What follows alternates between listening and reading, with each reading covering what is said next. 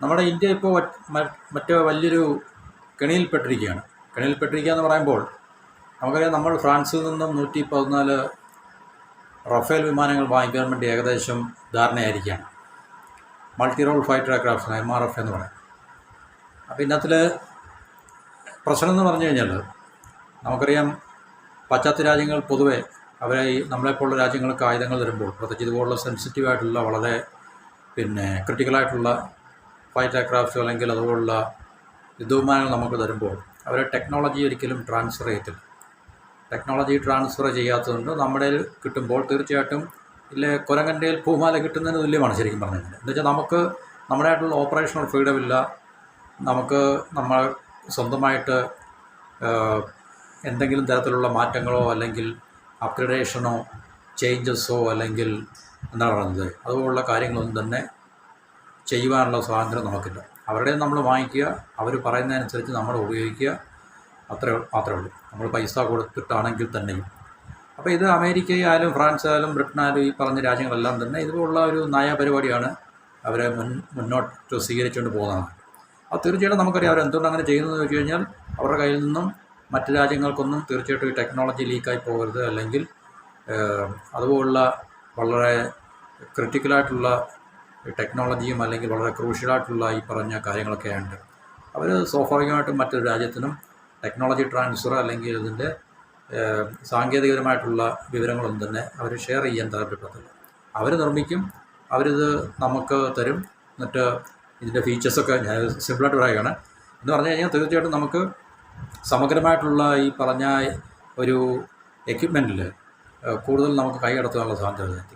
ഇപ്പോൾ ഇവിടെ നമുക്ക് പണി കിട്ടിയെന്ന് പറയുന്നതിൻ്റെ കാരണമാണ് ഫ്രാൻസ് നമുക്ക് 114 റഫേൽ തരാനൊക്കെ തരാണ്. പക്ഷേ ഇന്ത്യയെ സംബന്ധിച്ച് എപ്പോഴും ഒരു പ്രധാനപ്പെട്ട ഒരു വിഷയമാണ്. ഇന്ത്യയിലെ ഏത് രാജ്യത്തെ സംബന്ധിച്ചാലും ഇപ്പോൾ പ്രത്യേകിച്ച് നമ്മൾ ഈ ഫൈറ്റർ എയർക്രാഫ്റ്റിൻ്റെ കാര്യം പറയുമ്പോൾ ഇതിൻ്റെ സോഴ്സ് കോഡ് എന്ന് പറഞ്ഞ സാധനമുണ്ട്. സോഴ്സ് കോഡ് എന്ന് പറയുമ്പോൾ എനിക്കിതിൻ്റെ ടെക്നിക്കൽ വശങ്ങൾ കൂടുതൽ എനിക്കിതിനെക്കുറിച്ച് വലിയ ധാരണയൊന്നുമില്ല. കാരണം നമ്മുടെ ഇതിൻ്റെ ടെക്നോളജിയായിട്ടൊന്നും ഏർപ്പെടുന്ന ഒരാളല്ല. പൊതുവെ നമുക്ക് മനസ്സിലാക്കാൻ കഴിയുന്നത് കാരണം ഈ ഫൈറ്റർ എയർക്രാഫ്റ്റുമായിട്ട് ബന്ധപ്പെട്ട വളരെ ക്രൂഷ്യലായിട്ടുള്ള ഇതിൻ്റെ ഈ സോഫ്റ്റ്വെയറുമായിട്ട് ബന്ധപ്പെട്ട ടെക്നോളജി ആയിരിക്കും. എന്നുവെച്ചാൽ ഒരു പ്ലെയിൻ്റെ ബ്രെയിൻ എന്ന് പറയുന്ന, ഇപ്പോൾ നമ്മൾ കമ്പ്യൂട്ടറിനെ സംബന്ധിച്ച് CPU എന്നൊക്കെ പറഞ്ഞില്ലേ, സെൻട്രൽ പ്രോസസ്സിംഗ് യൂണിറ്റ്. അപ്പം അതുപോലെ അല്ലെങ്കിൽ നമ്മുടെ ഹ്യൂമൻ ബ്രെയിൻ എന്താണ്, ഹ്യൂമൻ ബ്രെയിൻ്റെ ഇമ്പോർട്ടൻസ് എന്താണ്. അപ്പോൾ നമ്മുടെ ബ്രെയിൻ വേറൊരാളുടെ പക്കലാണെങ്കിൽ അല്ലെങ്കിൽ നമ്മുടെ ബ്രെയിൻ വേറൊരാളുടെ കയ്യിലാണെന്ന് ഉദ്ദേശിക്കുക. അപ്പോൾ തീർച്ചയായിട്ടും എന്തായിരിക്കും സംഭവിക്കുന്നത്, നമ്മളൊരു ഡമ്മി പോലെ ഇങ്ങനെ നിൽക്കും. അപ്പോൾ അതുപോലെ തന്നെ ഇതിൻ്റെ സോഴ്സ് കോഡ് എന്ന് പറഞ്ഞാൽ വളരെ ഇമ്പോർട്ടൻ്റ് ആയിട്ടുള്ള കാര്യമാണ്. അപ്പോൾ ഈ സോഴ്സ് കോഡ് ഒരു രീതിയിൽ ഇന്ത്യക്ക് ട്രാൻസ്ഫർ ചെയ്യത്തില്ല അല്ലെങ്കിൽ ഷെയർ തരത്തില്ല എന്നുള്ളത് വളരെ അസന്നിഗ്ധമായിട്ട് ഫ്രഞ്ച് അതോറിറ്റീസ് ന്യൂഡൽഹി അല്ലെങ്കിൽ ഇന്ത്യ ഗവൺമെൻറ്റിനെ അറിയിച്ചിട്ടുണ്ട് എന്നാണ് നമുക്ക് ഈ റിപ്പോർട്ടിൽ നിന്ന് മനസ്സിലാക്കാൻ സാധിക്കുന്നത്. അപ്പോൾ ഇത് ഇന്ത്യയെ സംബന്ധിച്ച് പറഞ്ഞാൽ വളരെയധികം പ്രശ്നങ്ങളുണ്ട്. ഇപ്പോൾ നമുക്കറിയാം, ഒരു ഫൈറ്റർ എയർക്രാഫ്റ്റ് മേടിച്ച് കഴിഞ്ഞാൽ ഇത് 1-2 വർഷം ഉപയോഗിച്ചതിന് ശേഷം നമ്മളത് ഡംപ് ചെയ്യല്ല. കാരണം ഇത് 30-40 വർഷം നമ്മളെ പ്രത്യേകിച്ച് ഇന്ത്യയെ പോലുള്ള രാജ്യമൊക്കെയാണ് ഇത് വീണ്ടും എത്രയും അതിനെ സ്ട്രെച്ച് ഔട്ട് ചെയ്യുക, അത്രയും സ്ട്രെച്ച് ഔട്ട് ചെയ്ത് അല്ലെങ്കിൽ എക്സ്റ്റെൻഡ് ചെയ്ത് നമ്മളതിൻ്റെ മുന്നോട്ട് നമ്മൾ ഉപയോഗിച്ചുകൊണ്ട് പോകുന്ന ഒരു രാജ്യമാണ് ശരിക്കും പറഞ്ഞു കഴിഞ്ഞാൽ. അപ്പോൾ നമ്മൾ തീർച്ചയായിട്ടും മിനിമം 30-35-40 വർഷത്തോളം നമുക്കിത് ഉപയോഗിക്കേണ്ടി വരും. അപ്പോൾ ഇങ്ങനൊരു എക്യുപ്മെൻറ്റ് അല്ലെങ്കിൽ ഇങ്ങനൊരു വെപ്പൺ സിസ്റ്റം നമ്മൾ അവരിൽ നിന്ന് മേടിച്ചിട്ട് നമുക്ക് ഈ പറഞ്ഞ സോഴ്സ് കോഡ് ലഭിക്കത്തില്ല എന്ന് പറഞ്ഞു കഴിഞ്ഞാൽ തീർച്ചയായും 30-40 വർഷം, 40 വർഷം കൂട്ടിക്കും. ഈ 40 വർഷം നമ്മളിതിൻ്റെ എല്ലാ കാര്യങ്ങൾക്കും വേണ്ടി നമ്മൾ അവരെ പൂർണ്ണമായിട്ടും ആശ്രയിക്കേണ്ടി വരും. എല്ലാ കാര്യത്തിനും നമുക്ക് പൂർണ്ണമായിട്ടും അവരെ ആശ്രയിക്കേണ്ടി വരും. അപ്പോൾ അതാണ് ഇപ്പോൾ ഫ്രാൻസ് നമ്മളോട് പറഞ്ഞിരിക്കുന്ന സോഴ്സ് കോഡ് അവർ നമുക്ക് തരുന്നത്. ഈ സോഴ്സ് കോഡ് എന്ന് പറഞ്ഞു കഴിഞ്ഞാൽ ഇതിൻ്റെ ചില ടെക്നിക്കൽ വശങ്ങളൊക്കെ ഉണ്ട്. അത് ഞാൻ ജസ്റ്റ് ഒന്ന് പറയാം. അതായത് റഫേലിൻ്റെ tails RBE-2 active electronically scanned array എന്ന് പറയും, AESA. അതെന്ന് പറഞ്ഞാൽ പിന്നെ the modular data processing unit MDPU, അതിനെ സാധാരണയായിട്ട് വിശേഷിപ്പിക്കുന്ന ഈ എയർക്രാഫ്റ്റിൻ്റെ ഓപ്പറേഷണൽ ബ്രെയിനായിട്ടാണ്. അതുപോലെ തന്നെ സ്പെക്ട്ര ഇലക്ട്രോണിക് വാർഫെയർ സ്യൂട്ടുണ്ട്. അത് ശരിക്കും പറഞ്ഞാൽ ഇതെല്ലാം ഈ എയർക്രാഫ്റ്റിൻ്റെ സോഫ്റ്റ്വെയർ എന്ന് വെച്ചാൽ ഏറ്റവും ക്രൂഷ്യലായിട്ടുള്ള സോഫ്റ്റ്വെയർ ടെക്നോളജിയുമായിട്ട് ബന്ധപ്പെട്ടാണ്. Active electronically scanned array AESA, അതുപോലെ തന്നെ മോഡുലർ ഡാറ്റ പ്രോസസ്സിംഗ് യൂണിറ്റ്, പിന്നെ സ്പെക്ട്ര ഇലക്ട്രോണിക് വാർഫെയർ സ്യൂട്ട്. ഇതെല്ലാം ഈ സ്പെക്ട്ര ഇലക്ട്രോണിക് വാർഫെയർ സ്യൂട്ട് എന്ന് പറഞ്ഞു കഴിഞ്ഞാൽ അത് ഫൈറ്ററിൻ്റെ സെൻസർ ഫ്യൂഷൻ, അതുപോലെ തന്നെ സർവൈവബിലിറ്റി, ഇലക്ട്രോണിക് കോമ്പാക്റ്റ് ആർക്കിടെക്ചർ ഇതെല്ലാം ഡിഫൈൻ ചെയ്തതാണ്. എന്നുവെച്ചാൽ പ്ലെയിൻ്റെ ഫൈറ്റർ എയർക്രാഫ്റ്റിൻ്റെ ഏറ്റവും ക്രിട്ടിക്കലായിട്ടുള്ള ഒരു പാർട്ടിനെ കുറിച്ചാണ് നമ്മൾ പറയുന്നത്. അത് സോഫ്റ്റ്വെയർ റിലേറ്റഡ് ആണ്, ഇലക്ട്രോണിക് സോഫ്റ്റ്വെയർ റിലേറ്റഡ് ആണ്. അപ്പോൾ അത് തീർച്ചയായിട്ടും അതാണ് ക്രിട്ടിക്കൽ അതിൻ്റെ ശരിക്കും പറഞ്ഞു കഴിഞ്ഞാൽ.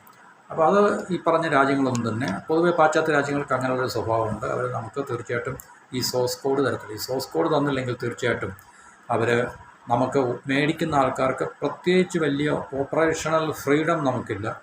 ഓപ്പറേഷണൽ ഫ്രീഡം നമുക്കുണ്ടാണെങ്കിൽ തീർച്ചയായിട്ടും ഇത് നമ്മുടെ ഇഷ്ടം അനുസരിച്ച് നമുക്ക് എപ്പോഴാണ് ഇതിനകത്തിൽ അപ്ഗ്രഡേഷൻ വേണ്ടത്, അല്ലെങ്കിൽ നമ്മളുടെ സ്വന്തം ആയുധങ്ങളുണ്ടെങ്കിൽ അല്ലെങ്കിൽ നമുക്ക് ഇഷ്ടമുള്ള ആയുധങ്ങൾ ഇതിനകത്തിൽ ഇൻറ്റഗ്രേറ്റ് ചെയ്യുക, അങ്ങനെയൊക്കെയുള്ള കാര്യങ്ങൾ നമുക്ക് സ്വന്തമായിട്ട് നമുക്ക് ചെയ്യണമെങ്കിൽ സോഴ്സ് കോഡ് ഉണ്ടെങ്കിൽ മാത്രമേ നമുക്ക് പറ്റത്തുള്ളൂ.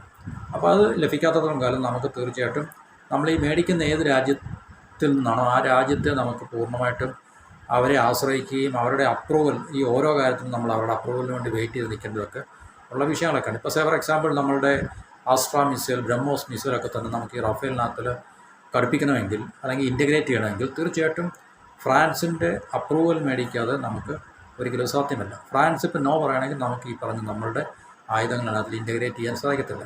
ഫ്രാൻസ് പറയുകയാണെങ്കിൽ നിങ്ങളുടെ ആയുധങ്ങൾ ഉപയോഗിക്കാൻ പറ്റത്തില്ല, ഞങ്ങളുടെ ഞങ്ങൾ പറയുന്ന മിസൈൽ സിസ്റ്റം വേണം ഈ റഫേലിനകത്തിൽ ഉപയോഗിക്കാനെന്ന് പറഞ്ഞു കഴിഞ്ഞാൽ നമ്മളത് വാങ്ങിക്കാൻ വേണ്ടി പോകേണ്ടി വരും. അപ്പോൾ തീർച്ചയായിട്ടും നമുക്കറിയാമല്ലോ, വെളിയിൽ നിന്ന് മേടിക്കുന്ന ഒരു സംവിധാനം നിലനിൽക്കുമ്പോൾ അത് എത്രത്തോളം നമ്മളുടെ സൈന്യത്തിൻ്റെ അല്ലെങ്കിൽ ഇത് ഉപയോഗിക്കുന്ന വ്യോമസേന ആയതുകൊണ്ട് ഇപ്പോൾ എയർഫോഴ്സ് ഉപയോഗിക്കുന്നുണ്ട്, നേവി ഉപയോഗിക്കുന്നുണ്ട്. നേവൽ വെർഷൻ റഫേലുണ്ട്. ആദ്യം എയർഫോഴ്സിനെ വാങ്ങിച്ചത്, പിന്നെ നേവൽ വെർഷൻ നമ്മൾ വാങ്ങിച്ചു. ഇനിയിപ്പോൾ 114 ഈ പറഞ്ഞ എയർഫോഴ്സിന് വേണ്ടി നമ്മൾ വാങ്ങിക്കാൻ പോവുകയാണ്. അപ്പോൾ ഏത് സേനയാണ് അത് ഉപയോഗിക്കുന്നത് ആ സേനയ്ക്ക് തീർച്ചയായിട്ടും നമുക്ക് ഓപ്പറേഷണൽ ഫ്രീഡം ഇല്ല. നമുക്ക് ചുരുക്കി പറഞ്ഞു കഴിഞ്ഞാൽ നമുക്ക് സ്വന്തമായിട്ട് ഒന്നും ചെയ്യാൻ സാധിക്കത്തില്ല. അപ്പോൾ ഫ്രാൻസ് പറയുന്നത് കാരണം അവർ ഒത്തിരി നാൾ കഷ്ടപ്പെട്ട് ഹാർഡ് വർക്ക് ചെയ്ത് ഉണ്ടാക്കിയെടുത്ത ടെക്നോളജിയാണ്. വളരെ ഹൈലി സെൻസിറ്റീവായിട്ടുള്ള, അതുപോലെ തന്നെ ക്ലോസ്ലി ഗാർഡ്, അതിൻ്റെ വളരെ സീക്രട്ടീവായിട്ടുള്ള ടെക്നോളജിയാണ്. ഇതങ്ങനെ മറ്റുള്ളവർക്ക് ഷെയർ ചെയ്യാൻ അവർക്ക് കഴിയില്ല എന്നാണ് അവർ പറയുന്നത്. അത് അവരുടെ പോയിൻ്റ് ഓഫ് വ്യൂ വളരെ കറക്റ്റായിരിക്കും തീർച്ചയായിട്ടും നമ്മൾ. പക്ഷേ ഇത്രയും പൈസ കൊടുത്ത് നമ്മൾ മേടിക്കുമ്പോൾ തീർച്ചയായിട്ടും നമുക്കിതുകൊണ്ട് പ്രത്യേകിച്ച് പ്രയോജനമൊന്നുമില്ലെങ്കിൽ എന്താണ് നമ്മൾ ഇത്രയും $36 ബില്യൺ നമ്മൾ ഇതിനു വേണ്ടി ചിലവാക്കുന്നുണ്ട്. 36 ബില്യൺ, അതിലും കൂടാം തീർച്ചയായിട്ടും. കാരണം ഇതിൻ്റെ ഒരുപക്ഷെ ഇനിഷ്യലായിട്ടുള്ള കോസ്റ്റ് എസ്റ്റിമേഷനാണ് നമ്മൾ. ഒരുപക്ഷെ നമ്മളിത് പൂർണ്ണമായിട്ട് മേടിച്ച് വരുമ്പോഴത്തേക്ക് ഈ കോസ്റ്റ് ഇതിനേക്കാളും കൂടുതൽ എസ്കലേറ്റ് മുമ്പോട്ട് പോകാനുള്ള സാധ്യതയുണ്ട്. അപ്പോൾ അതുകൊണ്ട് തീർച്ചയായിട്ടും നമ്മളെ സംബന്ധിച്ച് ഇത് വലിയൊരു പ്രശ്നമായിട്ട് നിൽക്കുകയാണ്. അത് ഇന്ത്യയെ സംബന്ധിച്ച് ഇന്ത്യ ഫേസ് ചെയ്യുന്ന പ്രശ്നം എന്താണ്? കാരണം നമുക്ക് ആക്ച്വലി സാങ്ഷൻഡ് ആയിട്ടുള്ള സ്ക്വാഡ്രൻസിനേക്കാളൊക്കെ ഒത്തിരി കുറവാണ്. ഏകദേശം 42 സ്ക്വാഡ്രൻസോളം നമുക്ക് ആവശ്യമുണ്ട്. നമുക്ക് ഇഫക്റ്റീവ്ലി 30 സ്ക്വാഡ്രൺ 30 താഴെയാണ് ശരിക്കും പറഞ്ഞാൽ. 30 വേണമെങ്കിൽ നമുക്ക് പറയാവുന്നതല്ലോ, പക്ഷേ ഇഫക്റ്റീവ്ലി നമുക്ക് 30 സ്ക്വാഡ്രൻസ് പോലും ഇപ്പോൾ ഇല്ല. അപ്പോൾ തീർച്ചയായിട്ടും ഇന്ത്യൻ എയർഫോഴ്സിനെ സംബന്ധിച്ച് വലിയൊരു വെല്ലുവിളിയാണ്, അല്ലെങ്കിൽ നമ്മുടെ സേനയെ സംബന്ധിച്ച് പ്രതിരോധ മേഖലയെ സംബന്ധിച്ച് വലിയൊരു വെല്ലുവിളിയാണ്. കാരണം ചൈന തൊട്ടടുത്ത് നമുക്ക് അറിയാം, അവരുടെ 5th ജനറേഷൻ എയർക്രാഫ്റ്റും ഉണ്ടാക്കിയിട്ട് 6th ജനറേഷൻ എയർക്രാഫ്റ്റിൻ്റെ പണിപ്പുരയിലാണ്. 5th ജനറേഷൻ എയർക്രാഫ്റ്റൊക്കെ വളരെ മാസീവായിട്ട്, കാരണം 2030 ആകുമ്പോഴത്തേക്ക് 1000-ഓളം അവരുടെ സ്റ്റെൽത്ത് ഫൈറ്റർ എയർക്രാഫ്റ്റ് അവരുടെ എയർഫോഴ്സിൽ അല്ലെങ്കിൽ അവരുടെ സേനയിൽ വിന്യസിക്കാനാണ് അവർ തീരുമാനിച്ചിരിക്കുന്നത് 2030. 2030 ആകുമ്പോൾ ഇനിയിപ്പോൾ 4 വർഷം കൂടെ ഉണ്ട്. തീർച്ചയായിട്ടും അവർക്ക് സാധിക്കുകയും ചെയ്യും, കാരണം അവരുടെ മാനുഫാക്ചറിങ്ങിൻ്റെ ഇൻഡസ്ട്രിയൽ സ്കെയിലൊക്കെ നമുക്കറിയാവുന്നുള്ളൂ. ഇപ്പോൾ ഫ്രാൻസ് എന്നൊക്കെ പറഞ്ഞാൽ റഫേലൊക്കെ നിർമ്മിക്കുന്ന ഒരു വർഷം കഷ്ടിച്ച് 30 താഴെയൊക്കെ അവർക്ക് ഒരു വർഷം നിർമ്മിക്കാൻ സാധിക്കത്തുള്ളൂ.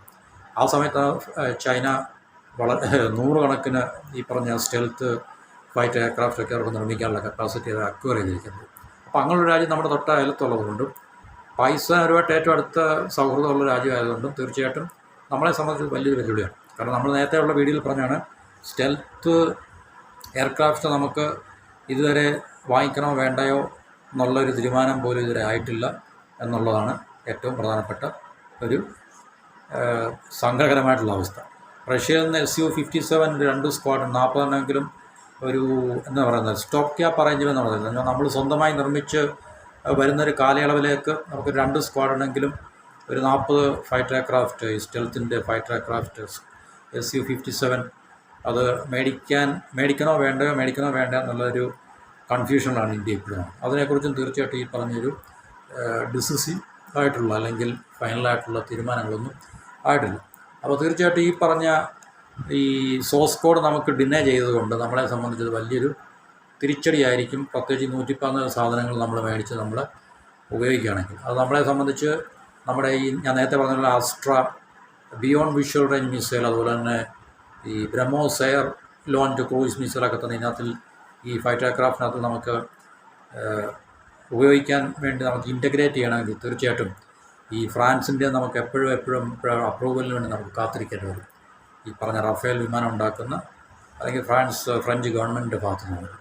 അപ്പോൾ അതുകൊണ്ട് ഇത് വലിയൊരു തിരിച്ചടി അല്ലെങ്കിൽ നമ്മളെ സംബന്ധിച്ച് വലിയൊരു പ്രശ്നമാണ് എന്നുള്ള കാര്യത്തിൽ സംശയങ്ങളൊന്നുമില്ല. അപ്പോൾ ഇത് നമ്മുടെ ഓപ്പറേഷൻ ഇപ്പോൾ ഉള്ള ഏകദേശം അപ്രോക്സിമേറ്റ് 31 ഫൈറ്റർ സ്ക്വാഡ്രൻസ് മാത്രമേ ഉള്ളൂ. നമുക്ക് ഏകദേശം 42 അല്ലെങ്കിൽ 42.5 സാങ്ഷൻ്റെ റിക്വയർമെൻറ്റാണ് വേണ്ടത്. അപ്പോൾ ഇങ്ങനെയുള്ളൊരു പ്രതിസന്ധി ക്രൈസിസിലൂടെ നമ്മൾ കണക്കെടുക്കുമ്പോൾ ഇന്ത്യയെ സംബന്ധിച്ച് ഈ ഒരു പ്രശ്നം കൂടെ ആകുമ്പോൾ നമ്മളുടെ കൂനന്മേൽ കുരു എന്ന് പറയുന്ന ഒരവസ്ഥയാണ്. അപ്പോൾ ഈ ഒരു അവസരത്തിൽ റഷ്യ നമുക്ക് ഈ Su-57 5th generation fighter aircraft തരാമെന്നവർ എന്ന് പറയുന്നത് അവർ അതിനുള്ള ഒരു ഇൻറ്റൻഷൻ അല്ലെങ്കിൽ താല്പര്യം അവർ പ്രകടിപ്പിച്ചിട്ടുണ്ട്. റഷ്യയെ സംബന്ധിച്ച് ഈ സോഴ്സ് കോഡും ടെക്നോളജി ട്രാൻസ്ഫറും ഒന്നും വിഷയമല്ല, അവരതിനെല്ലാം സമ്മതിച്ചിട്ടുണ്ട്. അതായത് പിന്നെ ഫുൾ സോഴ്സ് കോഡ് വരാമെന്ന് പറഞ്ഞിട്ടുണ്ട്. ഈ ഡിസൈൻ ഡോക്യുമെൻറ്റേഷൻ, അതുപോലെ തന്നെ കസ്റ്റമൈസേഷൻ അതോറിറ്റി എന്ന് പറഞ്ഞാൽ എനിക്ക് തോന്നുന്നു നമുക്കിഷ്ടമുള്ള രീതിയിൽ നമുക്കതിനെ ഈ കസ്റ്റമൈസ് ചെയ്യാമെന്നുള്ളത്, കസ്റ്റമൈസ് ചെയ്തെടുക്കുക.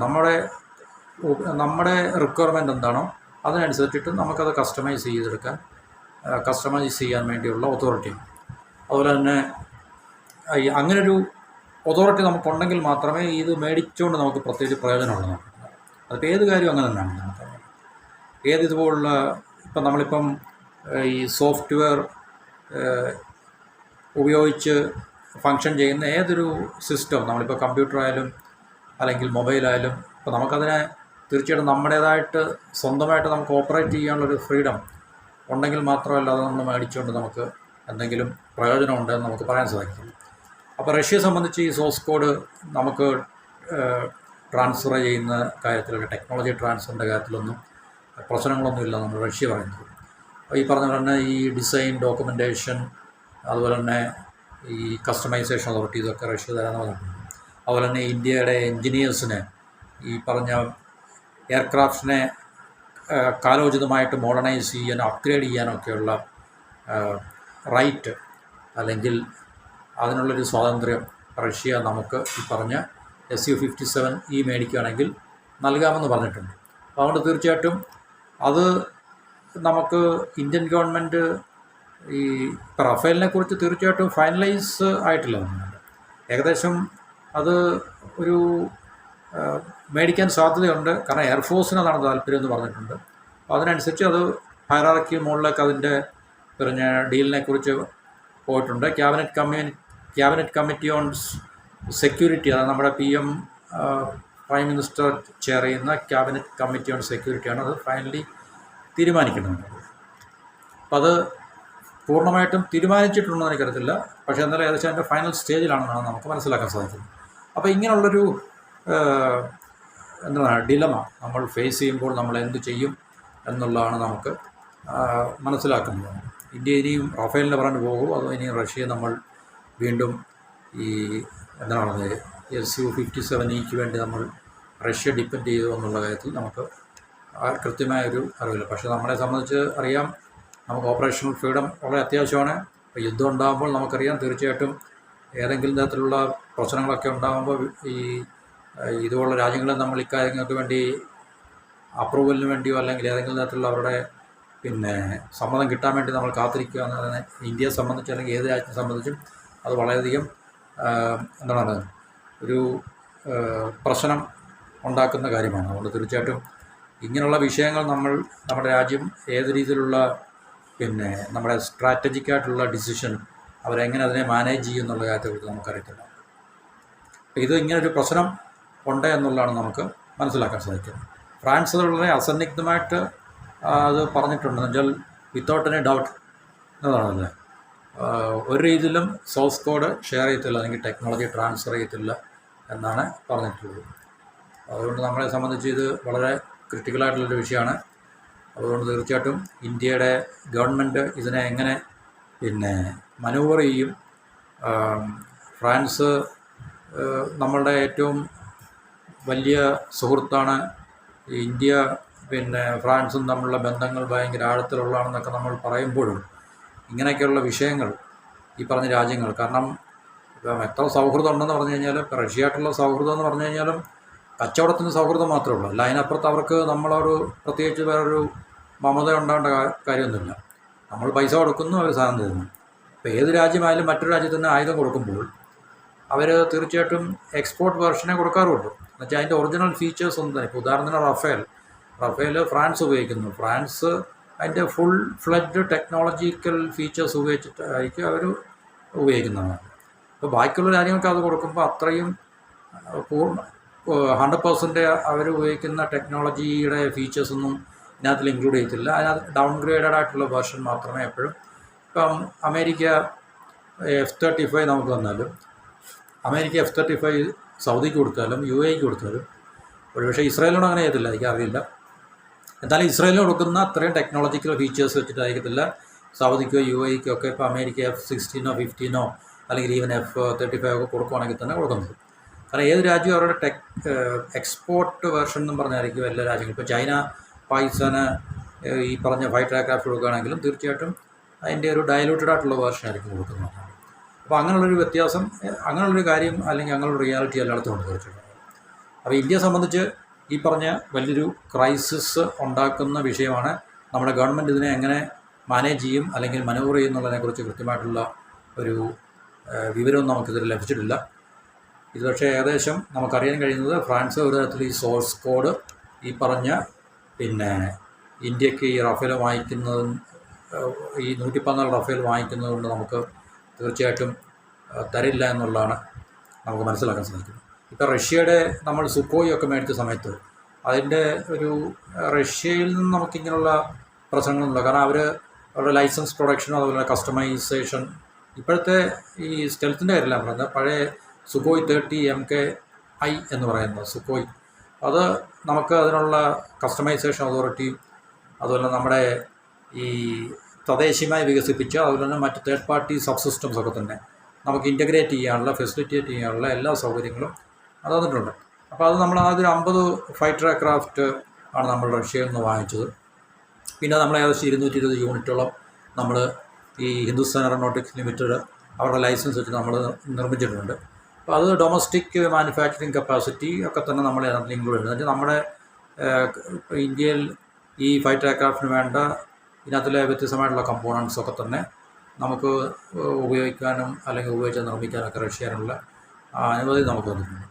അതുപോലെ തന്നെ നമ്മുടെ ഈ ആസ്ട്ര റഡാർ ഗൈഡഡ് മിസൈല്, ബ്രിട്ടൻ്റെ ഈ പറഞ്ഞ AIM-132 ഇൻഫ്രാറെഡ് മിസൈല്, ഇസ്രായേലിൻ്റെ സ്പൈസ് പ്രിസിഷൻ ഗൈഡഡ് മുനീഷൻസ്, അപ്പോൾ ഇതൊക്കെ തന്നെ ഈ പറഞ്ഞ റഷ്യ നമ്മളെ നമുക്ക് പെർമിഷൻ തന്നിട്ടുണ്ട്. പക്ഷേ റഫേൽ ഇതിനൊന്നും അനുവദിക്കുന്നില്ല എന്നുള്ളതാണ് നമുക്ക് മനസ്സിലാക്കാൻ സാധിക്കുന്നത്.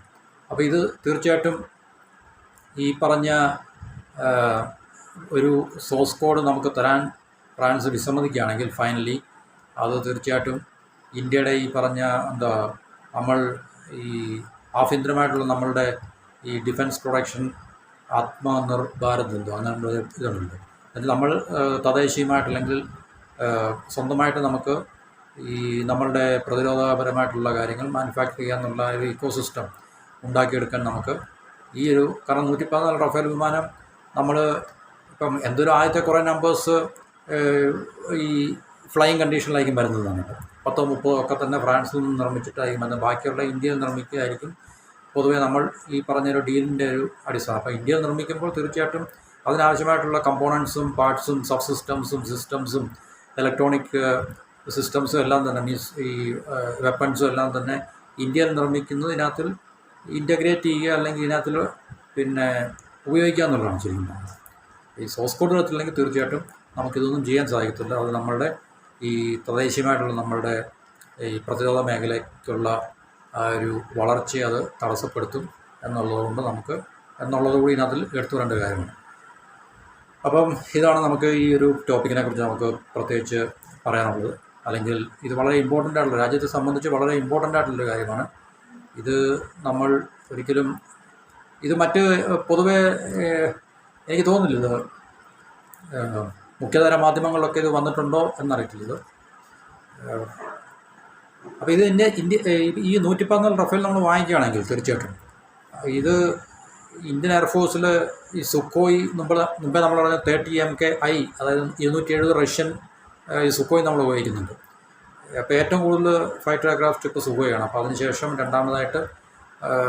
രണ്ടാമത് സ്പോട്ടിൽ വരാൻ സാധ്യതയുള്ളത് ഈ പറഞ്ഞ 114 റഫേലായിരിക്കും. അത് നമ്മൾ ഫൈനലൈസ് ചെയ്ത് ഡീല് കംപ്ലീറ്റ് ചെയ്ത് നമ്മളത് വാങ്ങിക്കാൻ തീരുമാനം എടുക്കുകയാണെങ്കിൽ.